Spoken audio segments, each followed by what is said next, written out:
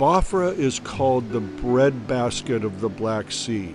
It produces food that is sold all over Türkiye. It's the Black Sea's most fertile soil. It's Türkiye's largest bird sanctuary, with thousands of storks migrating from Africa every year. This is the Kızıl Irmak River, meaning Red River in Turkish. Several dams and reservoirs run along its course. Some lands were swallowed up while the reservoirs were being filled. Its ancient banks marked the boundaries of the Hittite lands.